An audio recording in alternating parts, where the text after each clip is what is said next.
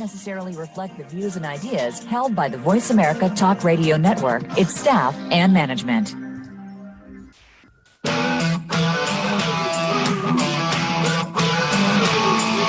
When you hear so many different ideas about good health, how do you separate the myths from the facts? Welcome to Healthy View Radio with your trio of co-hosts, Andrea Beeman, Lisa Lutan, and Michelle Fenninghouse. Today, you'll learn what it takes to be healthy and happy within a stressful world from three experts walking their talk. Here is Lisa, Andrea, and Michelle.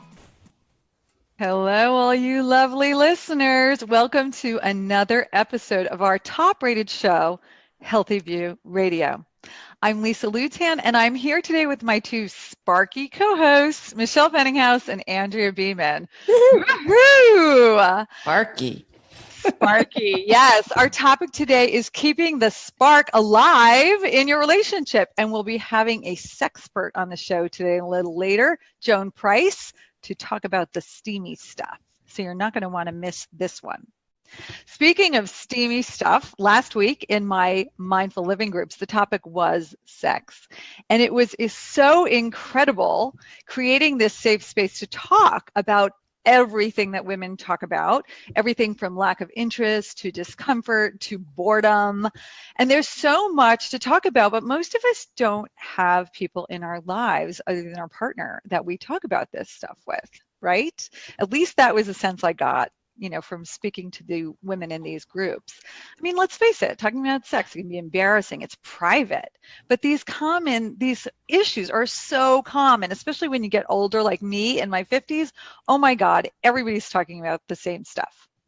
So of course, keeping the spark alive in your relationship isn't always just about sex, right?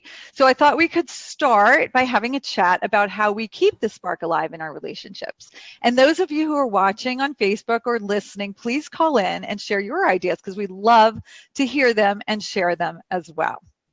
Ready?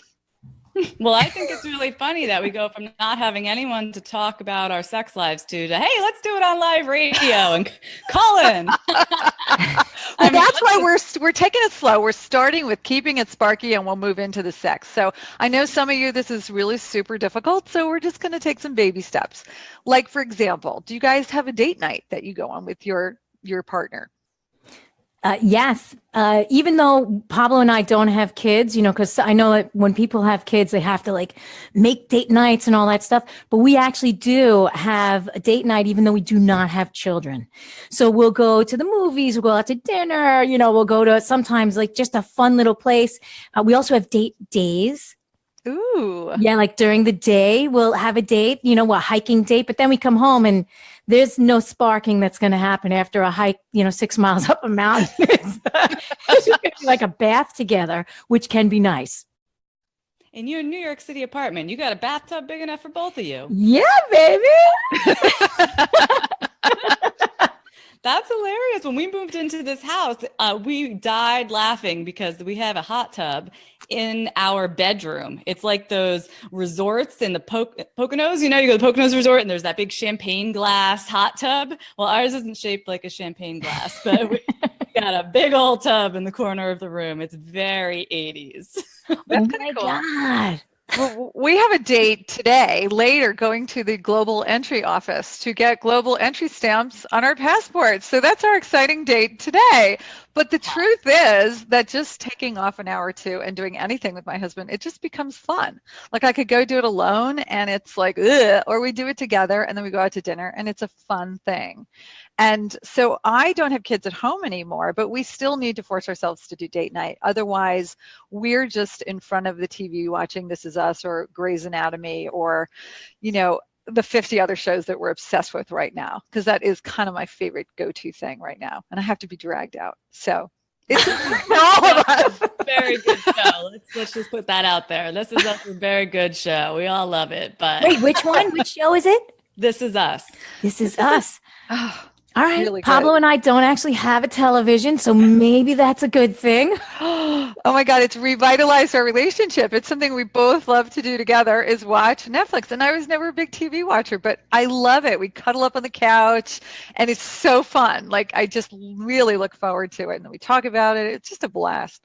Well, the cuddle time is very important. TV, no TV. Sometimes we face this way, it's the TV. Sometimes we face that way, it's the fireplace. But either way, it's cuddle time while after the kids are in bed. And that's important. Like you were saying, Andrea, you don't have kids, but when we want to do a date night or a date minute, we need to hire a babysitter. And let me tell you, Yeah. It's a babysitter. Sometimes the babysitter has to cancel, or like when our power went out recently, when we lost power for a week during that storm, we had to cancel a date night. It's like the worst thing ever because you plan them out like a month in advance. I remember those days where it was like $100 to go to the movies because you're the babysitter, and it's like, it better be a good movie because, That's right. By the time you do what you're going to do and you pay the sitter, that's why it's only once a month. Yeah. Oh, it's funny. Hey, do you girls, and I know Michelle probably won't remember this far back. Maybe she wasn't even born. But do you remember Dr. Ruth Westheimer? I was on her show. What? No and way. I met her. I remember Dr. Ruth. Oh my God. And I met her just like 2 years ago. She's still around. Yeah, she's still around. I think she just wrote another book. Is she still as vivacious as she was? Oh my God. Amazing. I saw her speak at an event and she was incredible. When I was a teenager, I used to tune in every single week to hear her talk. This is Dr. Ruth Westheimer. And she would talk about sex because nobody was talking about it. Oh my God. So when I was living in New York City, I was at NYU at the time, and there was all these people standing around, and I go, what's going on? What's going on? And they said they're paying students $1 to ask a question about sex, and they're going to be on Dr. Ruth Westheimer's show. And I'm like, okay. And so, this was like the 80s, and I was like, can you get herpes from a toilet seat? And is that what you seriously asked? I asked it and I never saw it, but apparently all my friends' parents saw it like again and again and again. And it was kind of embarrassing at the time because, I was just like, oh my God, like I never even seen it, but it's out there. But That's she was funny. a hoot. Yeah. And that's a great question, by the way. Thank you. Yes, I don't think it's an embarrassing question because, if somebody does have an open sore on their buttocks, right, that's a problem. I still do not. I'm 50 years old. I still squat in a public bathroom because of that. Me too. That was a thing. Yes. Yeah, totally. I used to argue with my husband about this all the time. Yeah, it's kind of gross. The thought. You didn't know about this? No, I didn't know about this. You're too young. It was like a thing. I mean, my grandmother used to make me put the toilet paper all over the seat, but she didn't tell me why. Yes. Why? That's gross. Well, we need to know this stuff, right? Because if you want to have a good, happy, healthy sex life, you don't want to have blisters popping up in the middle of anything, right? No. You guys, when I was growing up, you bring up this question you asked when you were younger, and I think it's so interesting, like where we were at, what we knew, what we didn't know, what people were talking about, what they weren't talking about. I grew up Roman Catholic, went to a Catholic high school, Catholic parents. I mean, if I told you the conversations that we had around things like homosexuality, abortion, I mean, there were very, very few of these conversations, and the ones that were had were, as I'm sure you can imagine, extremely negative. It was definitely not an open, sharing environment to talk about healthy sexuality. How did you guys grow up? Oh my God. So my mother was actually quite liberal and open, but she would say, so Lisa, do you have any questions about sex? And I would say, no. And that was it. And that literally was it. And so I had the opportunity, but I was too embarrassed to ask. And then eventually I found their copy of The Joy of Sex, hidden in the closet. Oh, that's funny. I learned a lot through that. I grew up both Catholic and Jewish. My mother was Jewish and my father was Catholic. So we had both religions, which was a lot of fun because it kept me open to all religions of the world. But both of those religions, it was mum about sex, like especially the Catholic was extremely, I mean, so much, in fact, that the mother of Jesus Christ was a virgin. Right? The Virgin Mary, which, by the way, come on. So, you have this running theme that sex is actually a bad thing, and you're not going to create the Son of God. You're not going to create this, godly creature on the planet if you have sex. So that's ingrained in religion. So we didn't talk about sex in the house. Like I said, I would turn on the radio every week and I would listen to Dr. Ruth Westheimer. I don't think I ever had a conversation about sex with my mom, or definitely not my dad. It just didn't happen. No, you know what? I learned a lot on, do you guys remember Sally Jesse Raphael with those glasses? Yes. That would be on after school. When I got home from school, I learned a lot of interesting stuff on that program. Oh, I don't even remember what she talked about, but I used to talk to my kids about sex from the time they were like 3 years old. I was like, I'm not waiting until they're teenagers. We're talking now. And it was amazing. We just had this like running dialogue all the time. So I never had to have the sex talk. And they were always so open. And it just made it so easy when they became teenagers to just have these really natural conversations about sex. So it's kind of cool, actually, because I definitely didn't grow up like that. Well, I got questions about that. I mean, how do you talk to I have a 4-year-old and you're just about to turn 4. I have a 7-year-old and I don't know what to say to them. I don't want to withhold talking about it, but like my 7-year-old will say like, well, mommy, what does a vagina look like? And I'm like, it's kind of a hole. It doesn't really look like anything, It looks like a flower. What are you talking about? It's a beautiful flower. I don't know what to say to this. I'm like, quick, get a book. I don't know. So honestly, my older child was very, didn't ask a lot of questions, but my second child asked a ton of questions. And he was just really fascinated by how things worked. So the first one would like kind of listen in, and I would explain it very matter-of-factly how things worked, explaining that there is some emotional component. And then once they realized they could ask these questions without it being embarrassing or judgment, it just started this dialogue. And he would be the voice and she'd be like, And then eventually she broke down and was able to ask questions too. And so the three of us had these amazing, amazing conversations that my youngest was not a part of and my husband wasn't a part of. And so they missed out.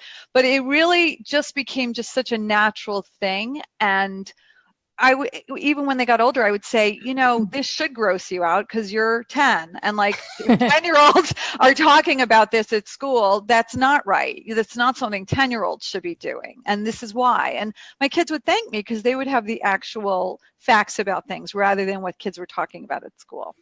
Yeah, I also think that a lot of people are unfortunately getting a lot of their sex information from the popular culture. So like, there's this, there's a lot of singers out there. So like, I'm going to put out Cardi B, right? So her pussy is like gold, right? So, like the rappers. Hipster, Aunt Manny. Sometimes they're just so vulgar. And then you look into the world today and you see what they're emulating, and that they're getting into sex very young and doing unhealthy things about sex, right? Oh my God, facepalm. So they're getting a lot of the information. Like, if they don't get it at home from you, Michelle, or from Lisa, they're getting it on the streets. They're getting it from the rappers. They're getting it from whatever's the popular culture. Well, that's exactly right. What did my son say to me the other day? We were playing Hangman and he wrote out 4 letters and then another word with 4 letters. Mommy, guess what it is? All right, I'm washing dishes. I'm trying to play Hangman at the same time. So he finally tells me the answer. It's sexy lady. Ooh. Oh. Wow. Well then, okay. And I said, well, what? I try to keep my cool, Mm-hmm. What is a sexy lady, Danny? I asked him. He goes, I don't know. Okay. And I just let it roll like that. But it's funny because he's picking things up from some of the older kids at school. And I'm like, oh no, what comes next? How do I manage this? But you know what? I say the fact that he's saying these things is a great way to manage it. Like it's an opening for a conversation. And it's just an opportunity to start it going, because when you bring it up, they'll be like, no, but if they bring it up, awesome. Yeah. And you could always say, mommy is a sexy lady. That's right. Yes, because you're a sexy lady. All right. No shame in that. I'll ask you guys all my hard questions about parenting. Absolutely. Remember, I only have a dog and plants. It's okay. Okay, so here's a question for you. I wrote a blog that said, do women think about food the way men think about sex? Curious your thoughts on that. Do women think about food the way men think about sex? Gosh, I don't know. Is it constantly? I don't constantly think about food. I don't constantly think about food. So I did write a book called Busy, Stressed, and Food Obsessed. So I do work with many people who think about food a lot and speak with people who think about food a lot. And it's really super interesting because I've discussed this issue with people. And for many women, the pleasure signals have gotten crisscrossed. And instead of thinking about sex, they're thinking about food. And for many women, it's all day long, like men are thinking about sex all day long. So if you are a person out there who's thinking about food all day long, go read the blog. It's in Healthy View Radio. And then we'll talk. I think about sex and I think about food, but I think about them when I'm stimulated as opposed to like an obsessive thing. So like if I see a hot guy, right? Or, like a photo of a hot guy, I'm like, wow, that would be hot kind of sex thing. But, of course I'm married. So I'm like, I put that into the back burner. I'm like, no, come on. You got your honey bunny at home. He's right there in the bed. He's probably naked. Just go and get him. Like that kind of stuff. But I don't think about it. I'm gonna save you from this because I'm gonna detour right now and talk to you about our little Meet Your Meat Q&A section. Oh boy, Meet Your Meat. No pun intended. This is brought to us by ButcherBox, and ButcherBox delivers thoughtfully sourced meat directly to your door. Now, it gets super confusing out there with all the labeling on meat, and I know a lot of people get really confused about the difference between organic meat and grass-fed beef. So, and we've talked about this before, but you have to hear it a million times. So, on the USDA site, it says for organic meat, it requires that animals are raised in living conditions accommodating their natural behaviors. Like they can graze around, they can eat organic food, they don't get antibiotics or hormones. But this can be super misleading because even if they're eating organic food, it doesn't mean they're eating grass. They could be eating corn or soy, and that's not what cows are supposed to eat. Now, there used to be a saying, you are what you eat, but now it's you are what you eat eats. And so if you want to have cows and meat and other types of meat that are really high quality and grass-fed, head on over to ButcherBox. And when you go to butcherbox.com/HVR, like Healthy View Radio, you'll get $20 off and free bacon on your first order. So after the break, we'll be speaking with Joan Price, who is an advocate for ageless sexuality. She's the author of The Ultimate Guide to Sex After 50, How to Maintain or Regain a Spicy, Satisfying Sex Life, and a whole bunch of other books as well. At 74, Joan continues to talk out loud about sex, partnered or solo, in speeches and workshops, and on her Zesty blog, where she's been offering sex news, views, and toy reviews for 13 years. We'll also be speaking with holistic wellness coach Erin Starks, who helps support women on their personal journeys to lead healthier, more fulfilling lives. Stay tuned, and we will be back shortly after the break.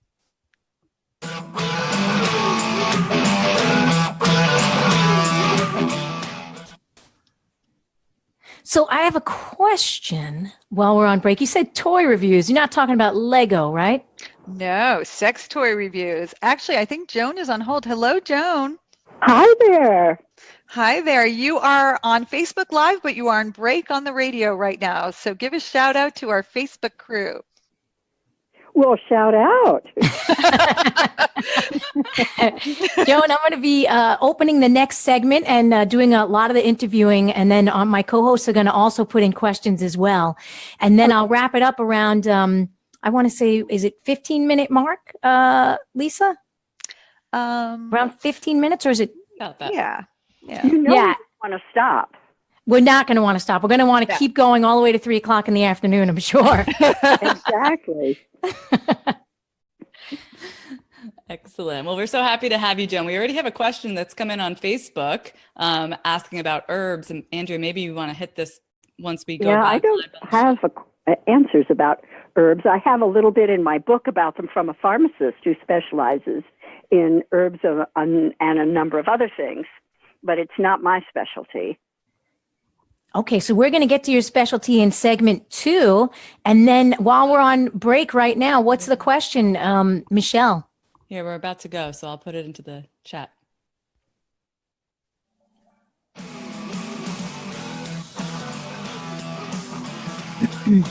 You're listening to Andrea Beeman, Lisa Lutan, and Michelle Fennighaus with Healthy View Radio. Do you have a question or comment for the show?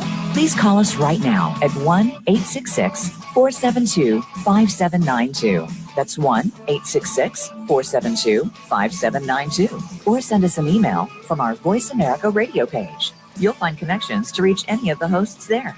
Now, back to Healthy View Radio. Hello, everyone. Welcome back to the sexiest show on the airwaves. My name is Andrea Beeman, and my two sex kitten co-hosts are Lisa Lutan and Michelle Fennighaus. And we're about to get schooled on how to have it all, a strong, healthy body and a great sex life at any age. Joining us today is Joan Price. She is the author of The Ultimate Guide to Sex After 50, which is perfect for both me and Lisa, but not necessarily Michelle. Because she's only 20. And Joan is going to share with us how to keep it spicy in the bedroom. All of us know how to keep it spicy in the kitchen, but we are going into the bedroom. So welcome, Joan. We're very excited to have you here with us today. I'm excited to be here. And hey, just because someone is 20 doesn't mean they can't learn something, because you're all seniors in training. That's right. I like the way you're thinking. Before we get down and dirty, we like to ask our guest a few questions to help our audience connect more intimately with you. So what did you... I love intimate connections. Oh, good. What did you eat for breakfast today, Joan? I haven't eaten breakfast today yet. I'm on Pacific time. Oh, that's right. It's 9 o'clock over there, 9:30. I had to set an alarm. I'm usually a late riser. That's because you're up all night. Waking me up this morning.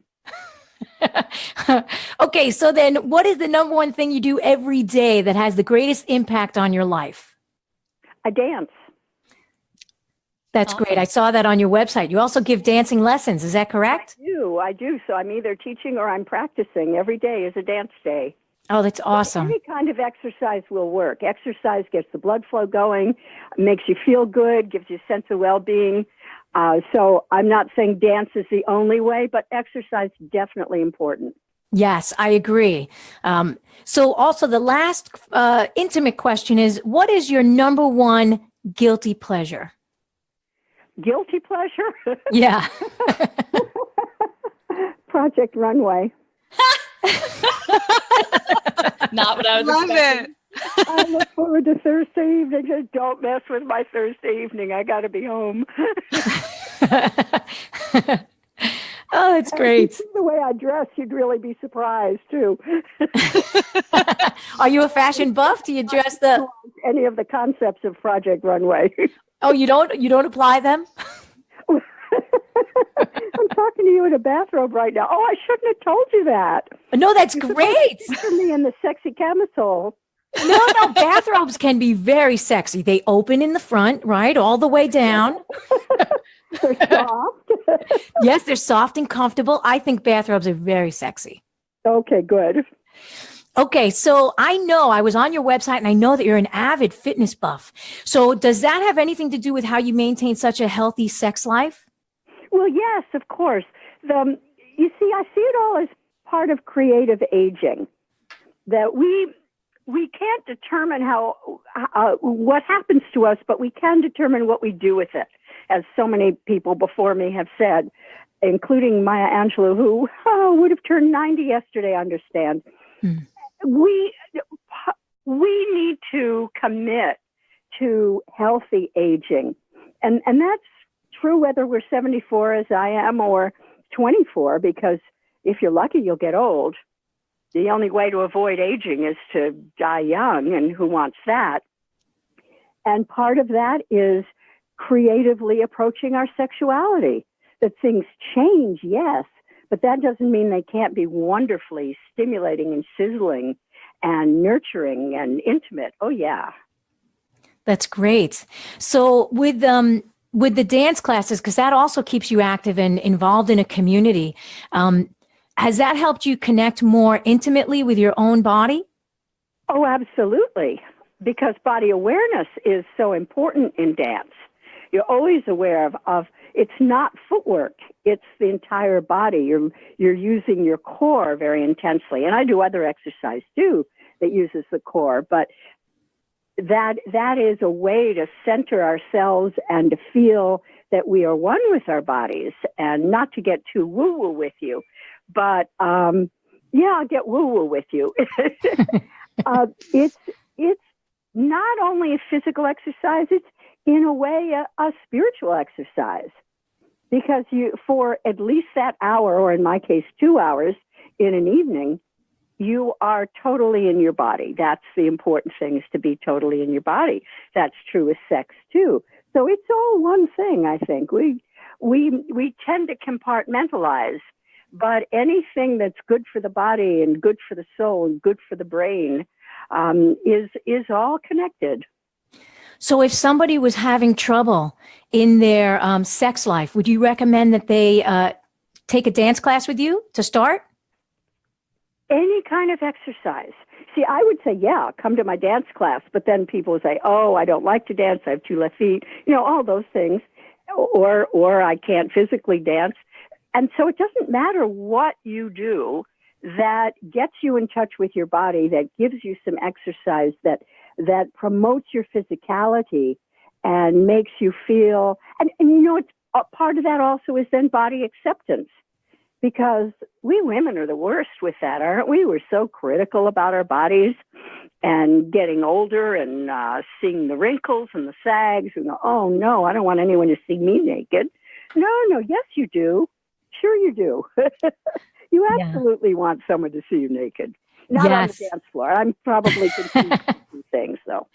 No, I agree with you. Sometimes, like when I first was with my husband, like I have this tendency to come out of the shower and I'll be like, I'm naked. and he's like, what are you doing? Put your clothes back on.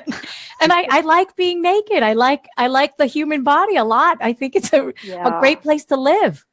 It is a great place to live. Yeah, that's a wonderful attitude. I love it. I know that you were inspired, like I think I read that your books were inspired by your passionate love affair with your husband, Robert Rice. And I'm sorry to hear you lost your sweetheart. Have you been dating since he passed? I have, but I want to say something about Robert before we leave that. I met him on the dance floor, as long as we're talking about dancing. That's I met wonderful. him in my very own line dance class. Oh, that's wonderful. Looking for a new place to dance. He'd recently moved to the area. And I fell in lust immediately. I looked at him and I went, oh my God. And I kept losing my place in the dance I was teaching. And I was a mess. Like my hormones had become adolescent again. That's a good sign. Yes, it's a very good sign. So, but that wasn't your question. Your question was, have I started dating again? Yes. I lost Robert almost 10 years ago. And I tried to date several times before I actually succeeded at it. By trying, I mean, I would make a date and then have a really unfulfilling, boring time and think, oh, I can't do this, and go want to run under the covers or eat dark chocolate, or both, or eat dark chocolate under the covers. And it was a while, we never know when we're ready. And any of your listeners who are in grief or have experienced the loss of a loved one will know that you just, our timetables are always different. No one can tell us when we're ready. No one can tell us when we're not ready. And we sometimes have trouble knowing it ourselves. So it's just get out there, try, learn from it, see what you can learn from it, and then try it again. I do a workshop now, which I've also recorded as a webinar, called How the Heck Do I Date at This Age? Where I talk about how we meet people, how just to do this stuff that for many of us, we haven't done for decades. Yeah, it can be tough. And in any age, whether you're in your 20s or teens or 30s or 40s or 50s, dating can be tough. So that's good that you have that. But if you think of someone who's in their 50s, 60s, and 70s, and maybe the last time they dated was when they were in college, and it's a different world out there. You don't meet people the way you did then. You don't find others age appropriate singles the way we did then. And because of online dating, it's a whole different way of figuring out who's out there, who's interested in dating, who they are. You can't just go to class and assume that half the people there might be interested in you. There's no class to go to like that. Mm. And then are there any rules associated with dating and sex as you age? Because I remember when I was dating, there was this 3-date rule. Girls remember that? You don't have sex until the 3rd date, but I wouldn't even have sex until like the 3rd month. The 3rd month. Okay. Well, we move a little faster now at our age because we don't know if we're going to have too many 3rd months. Good point. So is it the 3rd date then? Well, or the 3rd hour? And I don't know. Some people may have a rule like that. I don't have a rule like that. I don't encourage. The only rule that I say absolutely is to be prepared to use safer sex and to use it every time with everyone. Not to say, well, I wonder if no, just have the barrier protection available and use it. That's very smart. Your latest book addresses both male and female issues around sex. What is the number one issue that women have with sex as they age? The number one issue is that they say they don't respond the way they used to, and they think does that mean it's over? In other words, they either don't get aroused easily, they don't reach orgasm easily, or they aren't attracted to the same kind of person they were before, which is tough if they're married to that person, or or they just need more stimulation than they're getting, and they're unhappy, or they may be saying to me, I don't have the sex drive I used to, so I'm waiting till I'm in the mood, and I'm never in the mood, and it's been months since I've had sex, or years since I've had sex. So all of that together, I put under the umbrella term, the old ways don't work the way they used to anymore.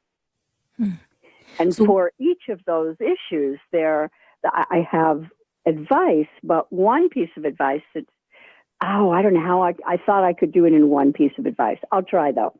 One piece of advice is to explore what does work for you now. Not to say, I should be able to do it this way. I should be able to have an orgasm through intercourse. Well, most women don't. Most women don't. So don't put any shoulds on yourself. What does work for you now? And very often adding a vibrator into your sex life, whether it's partnered or solo, is going to be your answer. Another thing that might help is to realize that during the day we have, I call it a tingle time. We have a certain time during the day when we're most responsive, and we may not be aware of that at all, that tingle time, but it's a time that you can be aroused more easily than other times. You sort of have that little shiver going on of, that would be sort of fun to have sex right now. If we're aware of when that, quote, tingle time, unquote, happens, and we plan our sex, whether it's solo or partnered, for that time, we'll be more likely to have an easier time getting aroused and reaching orgasm. And that's something most people don't know. That's great advice. I'm a morning tingle girl. There we go. Yes. And so you don't want to be having a romantic dinner and expect sex to be great after that. No, you're correct. It was going to your digestive system, not to your genitals. Perfect. I think that romantic dinner with sex afterwards is a little crazy at our age. I don't know if it works at the younger age, but it sure doesn't work now. No, it doesn't work at any age. Their appetite anyway. Yeah, I agree, because you're full, you're not, you may be bloated, you may be burping all over the place. I mean, who wants to have sex with all that going on? Better to watch Netflix. Netflix. More than that, it's our blood flow. We need to, hold on, I'm tripping over my words here. The reason exercise helps is it increases the blood flow, and that means it increases the blood flow to the genitals. And so we're more apt to be able to get engorged, whichever genital we happen to have, and to be aroused and reach orgasm. On the other hand, if we've just eaten that blood flow is going to the digestive system. There isn't enough left over for the genitals. So it's really hurting us if we're thinking, okay, I'm going to have a romantic dinner and then we'll go to bed. And besides, we get tired more easily. And we may say, oh, okay, I'm full. I'm going to go to sleep. Wake me in the morning. And the wake me in the morning is much better. So exercise first, then have sex, then eat. Perfect. Yeah. And I think an idea for a romantic date would be to take a dance class instead of going to dinner. Absolutely would. Yes. Okay.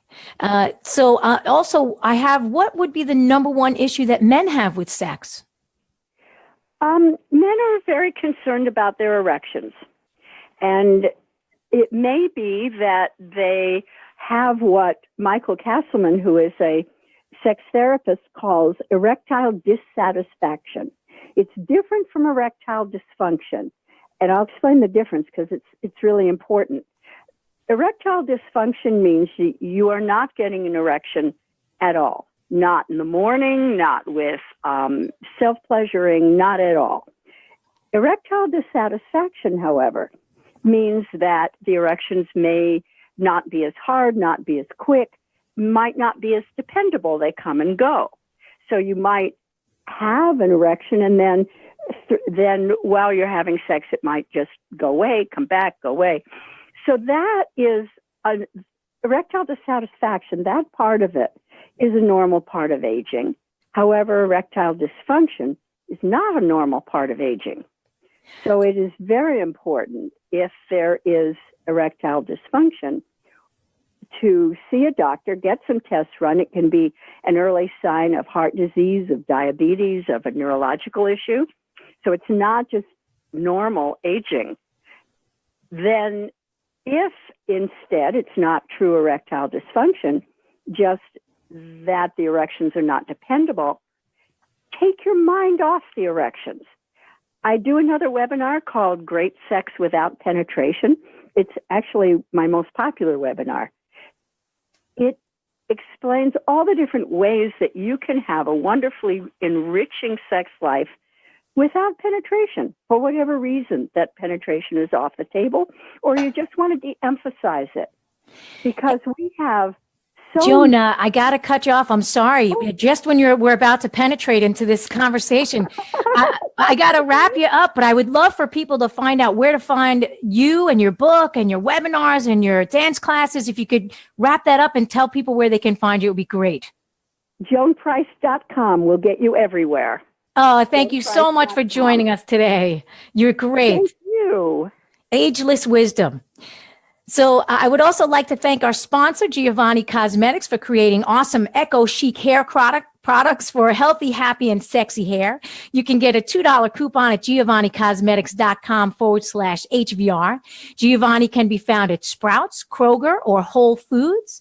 And coming up after the break, we have holistic wellness coach Erin Starks. She supports women on their personal journey to lead healthier, more fulfilling lives through her wellness practice, the Soul Connected Mama. So don't go away. We got a lot more fun stuff coming up. And don't forget to go visit joanprice.com to get all your sex needs met. Not like that. I love that. Thank you, Joan.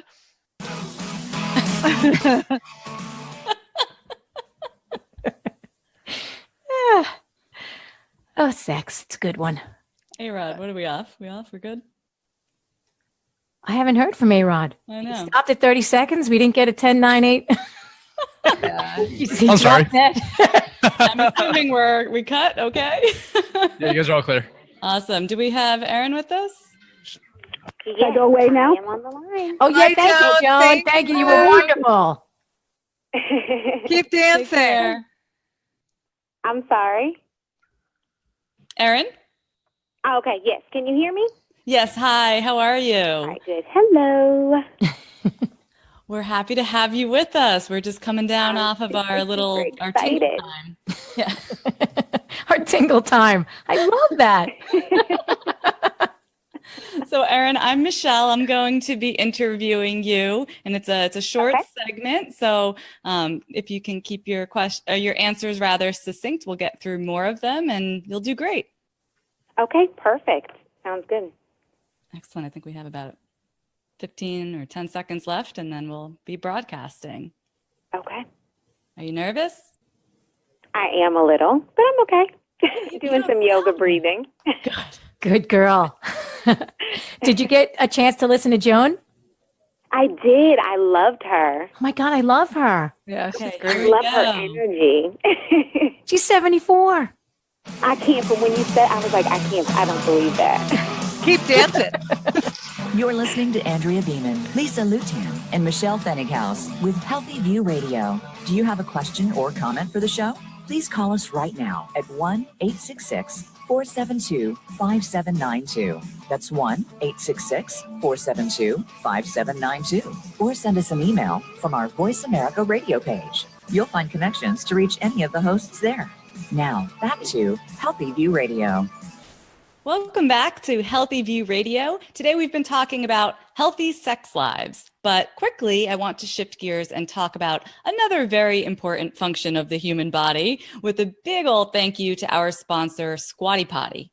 If you guys haven't tried Squatty Potty, you can head over to squattypotty.com/HVR and save 10% on a stool for your stool. That's right, folks. The human body needs to poop. And if you aren't going comfortably at least once a day, I highly recommend that you give Squatty Potty a try. I've got one. My stepdad has one. He loves it. My aunt and uncle have been using one for years, ever since Squatty Potty was on Shark Tank. It is like I got one. I got one. I got four. Lisa has one in every room of her house, I remember. So head on over to squattypotty.com/HBR and you can save 10%.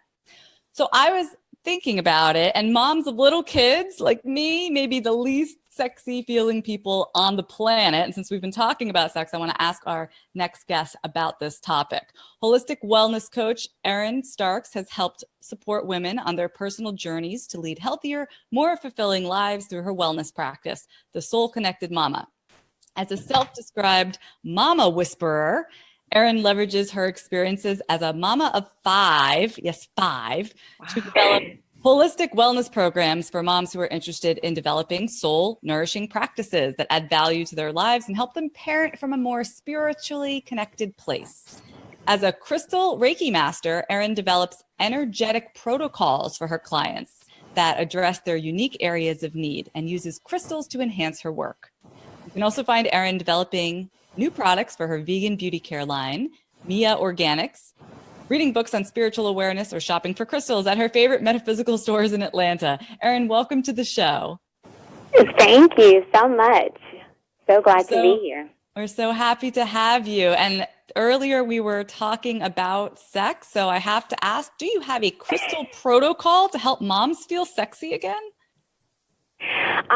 Yes, actually. For me, I use a lot of crystals in my work with moms, sort of depending, and there are actually specific crystals and energetic practices that you can do Reiki to clear any sort of energetic blocks that you have that might keep you from feeling sexy. Sometimes, just depending upon where you kind of may not be feeling it in the body, there are ways through Reiki, through the use of crystals, to actually clear those energy blocks and get you feeling sexy again. Hey, that is doing a great service to many moms around the country. I would like to know more about that, maybe after or off the air. And I'm wondering, aside from a low libido, what problems do moms tend to come to you with, and what results do they see working with you? So moms come to me for a lot of different reasons. Sometimes when you think of just like a health coach, you think that it's only related to nutrition, but most of it is, I would probably say the number one thing is like a lack of energy. I call it like spreading themselves too thin. And so a lot of the times, by the time they come to see me, it's like, I'm in crisis. I really, really need help. What do you have, or what type of services do you offer to help? And so that's why I use really a multifaceted approach to wellness. That's the use of Reiki, crystal Reiki. I am in the throes of yoga teacher training right now here in Atlanta. I'll graduate in 3 weeks, which I'm super excited about. But I also do nutritional counseling and offer nutritional support as well. So really lots of different tools in my toolbox to help support my clients. So I imagine a lot of moms are coming to you because they want to lose weight. Is that the number one complaint they have? It is. And I personally, when people find out, A, that I'm a mom of 5, but B, that I've also personally lost over 140 pounds, it's literally like, how did you do that? And how did you do that with 5 children? And so I really work with my clients to integrate just sort of these small daily habits that can pay off in a big, big way. Oh, we'd love to hear about some of those habits. Can you give us 2 or 3? Sure. My first one, it's not related to nutrition. People are like, what? That's kind of weird. But I always suggest that my clients find a time each day to sit in silence. So some people call that meditation. Some people call it just relaxing. But for me, as a mom of 5 who works full time, I have my coaching practice that I devote a lot of my energy to as well. There's lots of noise around me all day, every single day. And so for me, one of the biggest shifts that I had to make was really carving out time each day for me to just sit in silence and do absolutely nothing. That was a game changer for me. And I always say to my moms, if in a 24-hour day you can't find 10 to 15 minutes or more to sit in silence, you really need to take a look at your schedule and figure out what you can say no to. Because I think the number one thing is that you have to begin to make yourself a priority, which is hard to do when you're a mama. Sure is. All right. I like it. Sit in silence. Check. What else do you got for us? The other thing for me was, this is kind of the number one tip, is that stop chasing perfection and actually embrace the messiness of mamahood. I really struggled with that as well. I wanted everything to be perfect. Every meal had to be perfect. Everything had to be organized. My grocery list had to be perfect. And so I really suffered as a result of that. And so when I started embracing sort of the messiness of it, coming home, not having a meal plan and trying to figure out what am I going to get on the table in 20 minutes for 5 kids and a husband, I began to find sort of the fun in that. And I just said, hey, my life isn't perfect. Mamahood is not perfect. And the moment that I let go of what society would consider a perfect mom, it really helped to shift the way that I approached all aspects of my life, but especially my self-care. Well, that sounds very important. Now, how many children did you have before you came to this realization? Let me see. At what point? I would definitely say it was probably after my 4th child. I had a life-changing experience of being diagnosed with kidney disease, which is something that my doctors felt like was directly related to the weight, the excess weight that I was carrying. And it was really scary for me to be a young mom. I had a husband, I had 4 children, and there I was being diagnosed with something that I knew would change my life. And so there had to be sort of a radical shift, not just in the way that I nourished my body, but just in my own self-care routine. As a whole, I had to start making myself a priority. It took me 4 kids to get there, but I'm glad I did because I'm in a better place today, and I'm definitely in a much healthier place today than I was back then.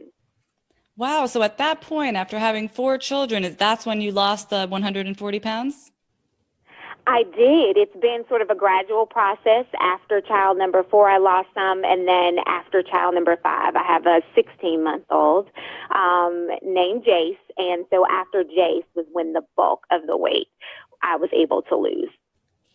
That's amazing. I have to say, I feel like moms I know who have 4, 5, 6 kids are some of the more balanced mothers out there. And those of us with 1, 2, we're still trying to be perfect all the time. So you're teaching a good lesson to all mothers. Well, I hope so. I have friends that actually share that same sentiment with me. So that is a familiar sentiment that I hear quite a bit.